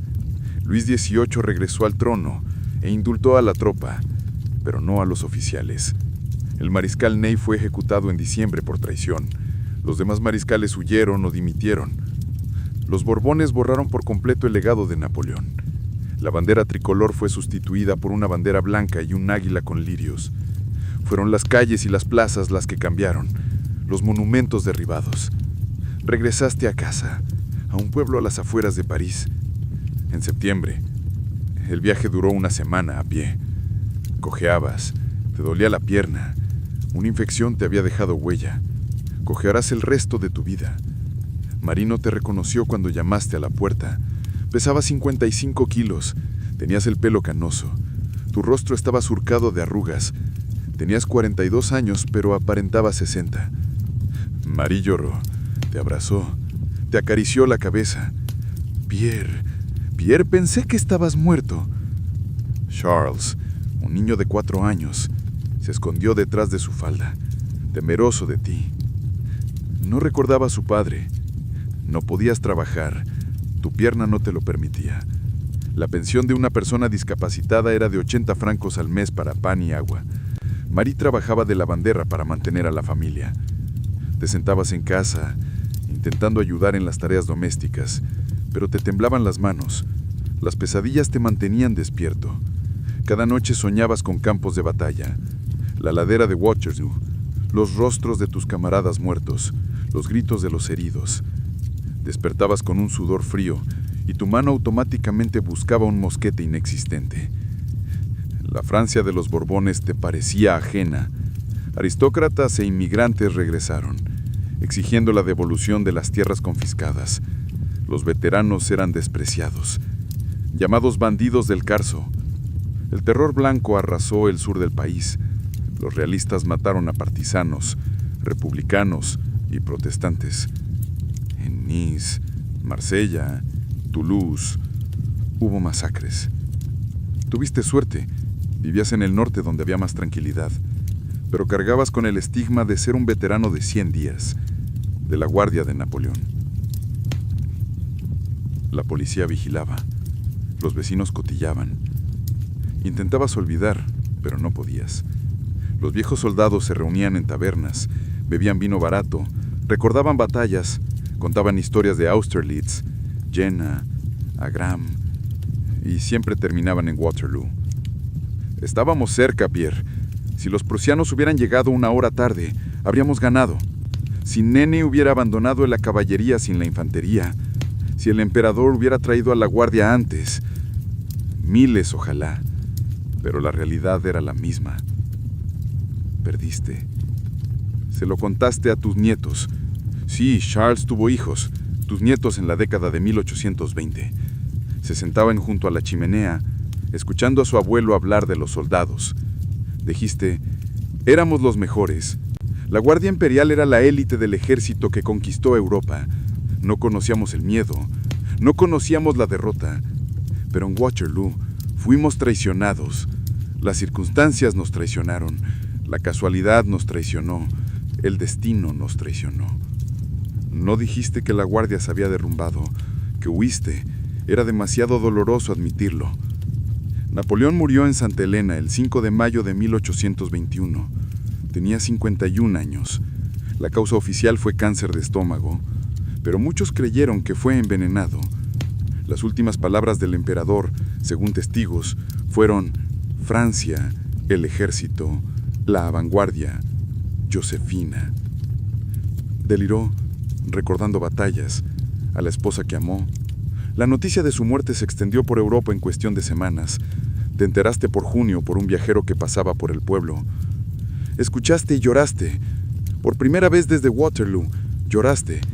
El emperador había muerto, el imperio ha muerto, y una parte de ti murió con ellos. La Revolución de Julio de 1830 conmovió a los Bannister. París se alzó contra Carlos X, quien intentaba restaurar el absolutismo. 3 días de barricadas. 27, 28, 29 de julio. Estuviste en París en esos días. Fuiste a ver a Carlos, quien trabajaba allí como impresor. Oíste los disparos, viste las barricadas, la bandera tricolor en las calles. Tu corazón latía con fuerza, como en tu juventud. Recibiste un mosquete de los rebeldes. Te paraste en la barricada a los 55 años, cojeando, con el pelo canoso, pero volvías a ser un soldado. Disparaste contra la Guardia Real, cargaste, disparaste de nuevo. Jóvenes estudiantes, obreros, artesanos estaban cerca. Gritaron, ¡libertad! ¡Igualdad! Tú gritaste, ¡viva el emperador! Te miraron con extrañeza, pero no intervinieron. Carlos huyó. Luis Felipe, el rey ciudadano, fue colocado en el trono. No fue una verdadera revolución, ni el regreso del imperio, pero al menos regresó la bandera tricolor. Te quedaste en la plaza, viste cómo izaban la bandera azul, blanca y roja, y lloraste. La bandera bajo la que luchaste durante 20 años volvió a ondear sobre París. Pero tu corazón se desplomó. El 29 de julio de 1830, el último día de la revolución, sentiste un dolor en el pecho, un dolor agudo y ardiente, como si alguien te hubiera apuñalado. Te desplomaste en el pavimento. Carls te sujetó. Padre, padre, aguanta. Miraste el cielo azul y sin nubes, y oíste los gritos, ¡Victoria! ¡Hemos vencido! Pero para ti no había victoria. Estabas muriendo, y lo sabías. Carls lloró, tomándote la mano. Padre, por favor, no mueras. Sonreíste, le apretó la mano y susurró débilmente. Carls, estoy orgulloso de ti. Vive, no olvides el imperio.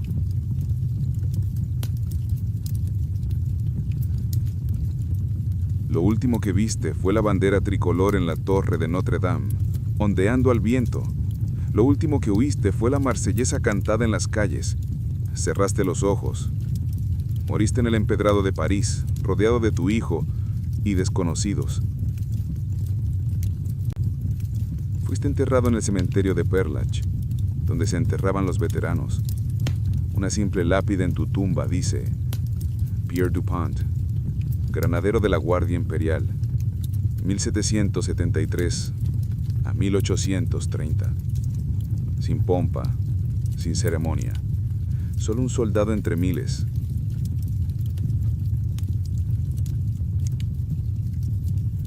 Waterloo se convirtió en símbolo del fin de una era.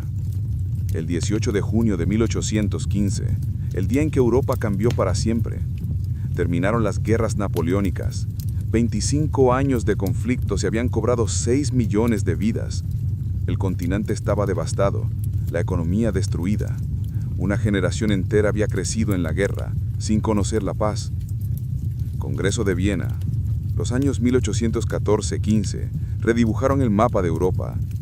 Francia era reducida a sus fronteras de 1792, perdiendo todas sus conquistas. Austria, Prusia, Rusia y Gran Bretaña dividieron Europa, estableciendo un equilibrio de poder que perduró hasta la Primera Guerra Mundial. Las ideas de la revolución, libertad, igualdad y fraternidad fueron reprimidas por la reacción, pero no murieron. Resurgieron entre 1830 y 1848, lo que condujo a la unificación de Italia y Alemania y al auge del nacionalismo. El legado de Napoleón fue contradictorio. Para algunos fue un tirano, un conquistador que mató a millones en guerras sin sentido. Para otros fue un genio reformador que modernizó Europa, trajo el código napoleónico, el sistema métrico decimal y la idea de la igualdad civil. Su noviazgo, Luis Napoleón, se convirtió en emperador Napoleón II en 1852. Intentó revivir el imperio, pero fracasó. En 1870, una casa ocupa. Waterloo está rodeada de leyendas. Víctor Hugo escribió el poema Los Miserables en el que describió la batalla. Stendhal, un veterano, escribió sobre el caos de la guerra. Miles de libros, pinturas y películas están dedicados a este día. Cada año miles de turistas visitan el campo de batalla. Ahora hay monumentos, museos y reconstrucciones allí. La Colina del León, un montículo artificial de 40 metros de altura, se erigió en 1826 en el lugar donde fuere herido el príncipe de Arán. Desde la cima, se puede ver todo el campo de Gugoman, la Essene, granjas convertidas en museos, donde aún se encuentran huesos de soldados. Pero detrás de toda la pompa, detrás hay una verdad simple, escrita en monumentos y libros.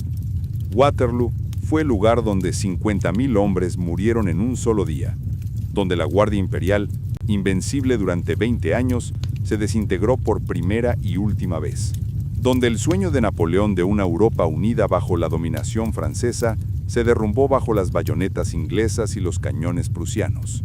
Los soldados de la Guardia que sobrevivieron se convirtieron en leyendas vivientes. Se les consideraba inmortales, aunque la mayoría murió en la pobreza y el olvido. La Sociedad de Veteranos de la Grande Armée se reunía cada año el 5 de mayo. En el aniversario de la muerte de Napoleón, brindaban por el emperador y recordaban las batallas. El último veterano de la Guardia, Louis Virgin, murió en 1858, a la edad de 100 años. Con él murió la memoria viva de la Guardia. El recuerdo de la Guardia perduró en las canciones cantadas por los soldados. Paso del mártir de Lagarde. La Guardia muere pero no se rinde. Esto no era solo una frase, era un código de honor por el que vivían los granaderos. El general Cambronne, comandante de uno de los batallones de la vieja Guardia, cuando los británicos se ofrecieron a rendirse, supuestamente respondió con una sola palabra: maldita sea. Más tarde, esta historia se embelleció con una frase más noble que se le atribuyó sobre la muerte y la capitulación. Pero la esencia permaneció. La Guardia no se rindió ni siquiera ante la muerte. La granja Gugoman se convirtió en un símbolo de la tenacidad de ambos bandos. La batalla ahí duró todo el día, desde las 11:30 am hasta las 8 p.m. Los franceses atacaron 12 veces. Los británicos los repelieron a todos. Al final del día, la granja estaba en llamas. El techo se derrumbó, las paredes ennegrecidas por la pólvora y el humo. Montones de cadáveres yacían en el patio. Cazadores franceses con uniformes azules, guardias ingleses con uniformes rojos, todos mezclados en la muerte. El pozo del patio estaba lleno de cadáveres. Tras la batalla, los lugareños salieron al campo. El espectáculo era infernal. 50.000 cuerpos, hombres y caballos, amontonados en kilómetros de distancia. Algunos yacían amontonados, donde antes había barricadas, donde la artillería había disparado a quemarropa. Los heridos gemían, pedían agua, pero no había.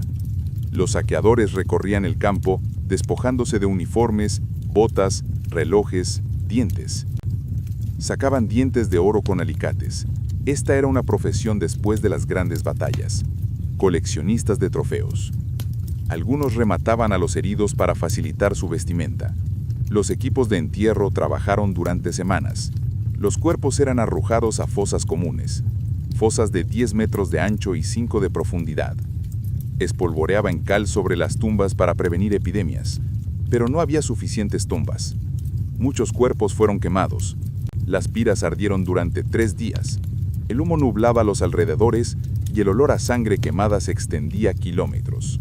Los huesos restantes fueron recolectados y vendidos a Inglaterra para fabricar carbón de hueso, un fertilizante. El mercado era enorme. Los agricultores pagaban bien por el hueso de Waterloo, como se le llamaba, una cruda ironía. Los héroes de Europa fueron convertidos en fertilizante para los campos ingleses. Wellington dijo después de la batalla: "No hay nada más terrible que la victoria que la derrota". Lloró mientras compilaba las listas de los oficiales caídos, muchos de los cuales conocía personalmente. Su ejército perdió 15.000 hombres, una cuarta parte de sus efectivos. El 27 Regimiento de Inniskillings perdió el 80%. De 750, quedaron 150. El 92 Regimiento de Gordon perdió la mitad. La caballería británica fue destruida. 2 de los 4.000 regresaron. Pero habían ganado, y eso era todo lo que importaba. Blücher persiguió a los franceses sin educación. Sus tropas marcharon día y noche, aniquilando a los rezagados, quemando los trenes de bagajes y no tomando prisioneros en el camino. Los húsares, lanceros y cazadores prusianos convirtieron la retirada en una masacre. De Waterloo a París, los 200 kilómetros de carretera estaban sembrados de cadáveres. El ejército francés se evaporó. Para el 23 de junio, cuando Napoleón abdicó, casi no quedaban tropas organizadas. Las guarniciones de la fortaleza se rindieron una tras otra. París capituló el 7 de julio de 1815. Los aliados entraron en la capital: rusos, prusianos, austriacos y británicos. Esta vez, la ocupación fue más dura que en 1814. Los prusianos exigían indemnizaciones y querían volar el puente, llamado así por la batalla donde Napoleón los derrotó. Luis XVIII los convenció de no hacerlo y rebautizó el puente como Pont de Col. El Louvre fue saqueado. Las pinturas y esculturas que Napoleón había traído de toda Europa fueron devueltas a sus dueños. La Venus de Milo, el Apolo Belvedere y cientos de obras maestras fueron enviadas de vuelta a Italia, Austria y Prusia. Napoleón intentó escapar a América. Llegó a Estados Unidos, quería embarcarse en Rochefort, un puerto en la costa atlántica, pero la flota británica lo bloqueó. El 15 de julio de 1815 se entregó al capitán Maitland en el barco Bellerophon. Esperaba que los británicos le concedieran asilo en Inglaterra, lo que se le permitió vivir tranquilamente, como ciudadano particular. Pero el gobierno británico decidió lo contrario. Fue exiliado a Santa Elena, una isla volcánica en el Atlántico Sur a 2.000 kilómetros de la tierra más cercana. Escapar era imposible. Llegó allí en octubre de 1815 y vivió 6 años bajo la supervisión del gobernador Hudson Lowe, a quien odiaba. En Santa Elena, Napoleón dictó sus memorias, justificó sus acciones y reescribió la historia. Declaró que había querido unificar Europa, traerle paz y prosperidad, pero que reyes y aristócratas habían interferido. Acusó a los mariscales de traición, a Ney de incompetencia en Waterloo y a d'Erlon de procrastinación. Se negó a admitir sus errores, retrasar el ataque, subestimar a los prusianos y decidir no dirigir a toda la guardia a la vez. Para él, Waterloo no fue su derrota, sino los caprichos del destino. Murió lentamente. El cáncer de estómago era hereditario. Su padre había muerto de la misma enfermedad. El dolor era insoportable. Morfeo no le servía de nada. En sus últimos meses apenas se levantaba de la cama, delirando, recordando batallas, nombrando a los muertos. Sus fieles lo acompañaban. El general Bertrand, el conde Mantalon, su sirviente Marchand, anotaron sus palabras, intentando aliviar su sufrimiento. El 5 de mayo de 1821, al mediodía, falleció. Sus últimas palabras, según testigos, fueron ilegibles, pero discernibles: Francia, ejército, vanguardia. Murió como había vivido, pensando en la guerra. Fue enterrado en una isla del Valle del Geranio, cerca de los sauces. Los británicos no permitieron que su cuerpo regresara a Francia. Temían que la tumba se convirtiera en un lugar de peregrinación para los bonapartistas. Solo en 1840, cuando Luis Felipe llegó a un acuerdo con Gran Bretaña, el cuerpo fue exhumado y trasladado a París. El 9 de diciembre de 1840, las cenizas de Napoleón fueron llevadas al Palacio de los Inválidos. 1 millón de personas salieron a las calles. Veteranos, canosos, cojos, con viejos uniformes y medallas, formaron una formación. Lloraron y gritaron: ¡Viva el emperador! Le perdonaron todo: las guerras, las derrotas, los exilios. Para ellos, él seguía siendo el dios de la guerra. La Guardia Imperial nunca fue restaurada a su forma anterior. Luis XVIII la disolvió en 1815, temiendo que se convirtiera en el núcleo de un levantamiento guerrillero. Los veteranos fueron dispersados, privados de sus pensiones y algunos encarcelados. Los mariscales que no habían huido recibieron indultos, pero sin castigo. Ney fue ejecutado por un pelotón de fusilamiento en diciembre de 1815 en los jardines de Luxemburgo. Se negó a que le vendaran los ojos, y él mismo comandó el pelotón de fusilamiento. Soldados, apunten al corazón. Fuego directo. 12 balas lo mataron. Su cuerpo fue enterrado en Père Lachaise junto a los miles de soldados que había liderado en la batalla. En 1830, Luis Felipe legalizó las organizaciones de veteranos, permitiéndoles usar uniformes y medallas antiguas. Los veteranos se reunían cada año para celebrar los aniversarios de las victorias. El 2 de diciembre era Austerlitz, el 6 de junio Marengo, el 15 de agosto el cumpleaños de Napoleón. Cantaban canciones antiguas, brindaban por el emperador, contaban historias. La generación más joven escuchaba y admiraba. El romanticismo revivió el culto a Napoleón. Poetas, escritores y artistas lo retrataron como un héroe, un mártir, un genio. Victor Hugo, Stendhal y Balzac escribieron sobre él con adoración. Napoleón II, sobrino del emperador, se convirtió en presidente de Francia en 1848 e emperador en 1852. Buscó revivir la gloria de su tío, restauró la Guardia Real y libró guerras en Crimea, Italia y México, pero careció del genio de su tío. La guerra franco-prusiana de 1870 terminó en desastre. El ejército francés fue derrotado. El propio emperador fue capturado. El Segundo Imperio se derrumbó. Francia se convirtió en una república. Pero el culto a Napoleón no murió. Waterloo se convirtió en sinónimo de derrota. Encontrarse con el destino es sufrir el colapso. Para los franceses, esto fue un trauma nacional que perduró durante décadas. Los historiadores debatieron si se podría haber logrado la victoria. ¿Qué habría pasado si Grouchy, el comandante del cuerpo que persiguió a los Prusak más allá de la línea, hubiera regresado a tiempo? ¿Y si la lluvia no hubiera retrasado el ataque? ¿Y si Ney no hubiera abandonado la caballería? Miles de hipótesis, pero la historia no se conoce en modo subjuntivo. Para los británicos, Turlough fue una gran victoria. Wellington es un héroe nacional. Fue enterrado como un rey en 1852. Station, la principal estación de tren de Londres, lleva el nombre de la batalla. Los regimientos que lucharon allí recibieron títulos honoríficos en sus estandartes. Cada año el 18 de junio se celebraban desfiles. Los veteranos marchaban y la reina entregaba medallas. Para los prusianos fue una venganza por Eunice. Blücher se convirtió en un héroe, aunque era grosero, cruel y odiaba patológicamente a los franceses. Lo llamaban Mariscal Adelante por su agresividad. Después de la guerra, regresó a Prusia y murió en 1819. Fue enterrado con honores militares. Hay monumentos en su honor por toda Alemania. Bélgica, donde tuvo lugar la batalla, se convirtió en un estado independiente en 1830. Turlough se ha convertido en una atracción turística.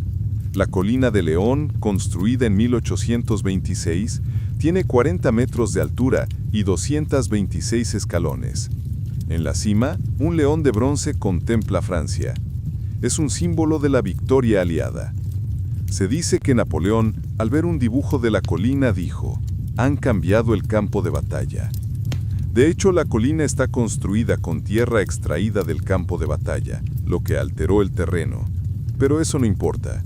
La batalla ya es historia. Cada año se realizan recreaciones de la batalla. Miles de entusiastas de todo el mundo visten uniforme, disparan balas de fogueo y marchan.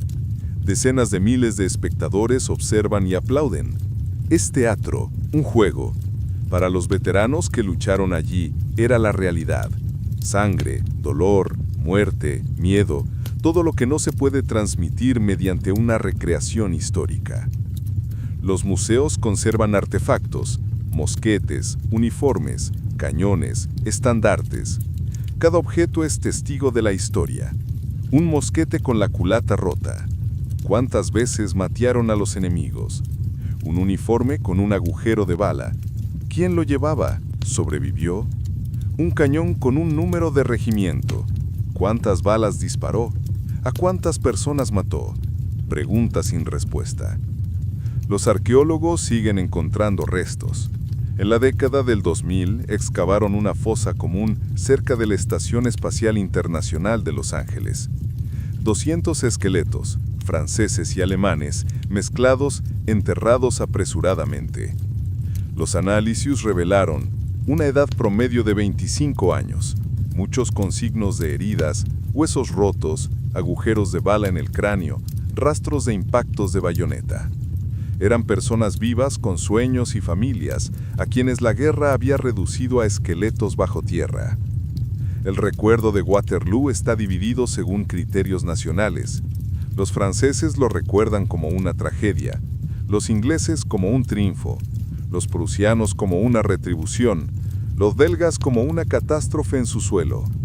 Pero tras los mitos nacionales se esconde una verdad común. Waterloo fue un lugar de inmenso sufrimiento, donde 50.000 vidas se perdieron en un solo día, en una lucha por el poder, la gloria y unos imperios que habían desaparecido hacía tiempo. A los soldados que lucharon allí no les importaban los objetivos grandiosos. Lucharon para sobrevivir, para proteger a sus camaradas, para no defraudar al regimiento. Lucharon porque los oficiales se lo ordenaban, porque los tambores retumbaban, porque huir era vergonzoso. No eran héroes ni villanos, eran hombres atrapados en el infierno, intentando escapar. Tú, Pierre Dupont, fuiste uno de ellos. Luchaste en 20 campañas, viste las pirámides de Egipto, las nieves de Rusia, las colinas de España. Luchaste en Austerlitz, Jena, Wagram, Borodino. Formaste parte de la mayor maquinaria militar que Napoleón creó. Fuiste granadero de la Guardia Imperial, una élite que no conoció la derrota hasta Churlow. Ese día, 18 de junio de 1815, marchaste por la ladera de la colina de la Haye-Saunty, rodeado de tus camaradas, al son de los tambores y el silbido de las balas. Luchaste con tu bayoneta contra los casacas rojas ingleses. Viste cómo la guardia se desmoronaba bajo el ataque de Colburn y los Prusak. Bajaste corriendo, dejando atrás los cuerpos de tus amigos, Jack, Henry, Luis. Sobreviviste, pero una parte de ti murió allí, en esa ladera. Viviste otros 15 años después de Waterloo, pero eran una sombra. Intentaste ser esposo, padre, abuelo, pero la guerra no te dejó ir. Cada noche regresabas al campo de batalla. Veías los rostros de los muertos, escuchabas sus gritos. Moriste en una barricada en París, empuñando un mosquete, gritando por un emperador que ya no estaba. Moriste como soldado, tal como viviste.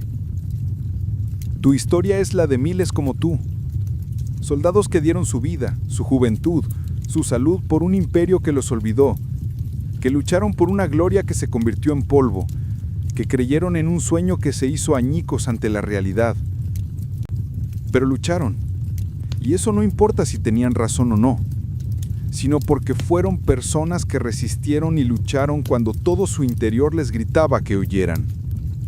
La guardia murió en Waterloo, pero su memoria perduró, en las canciones que cantaban los soldados, en las historias que los abuelos contaban a sus nietos, en los monumentos que se yerguen en los cementerios, en los museos donde se conservan uniformes y medallas, en los libros escritos por historiadores, en los corazones de quienes recuerdan. Waterloo fue el final, pero no el definitivo. Napoleón murió, el imperio se derrumbó, la guardia se dispersó, pero la idea persistió. La idea de que un hombre puede cambiar el mundo, de que un ejército puede conquistar un continente, de que la gloria vale cualquier precio. Esta idea condujo a la Primera Guerra Mundial, a la Segunda, a los millones de muertes del siglo XX. La sombra de Napoleón se extendía sobre el párpado. Pero hay otro recuerdo.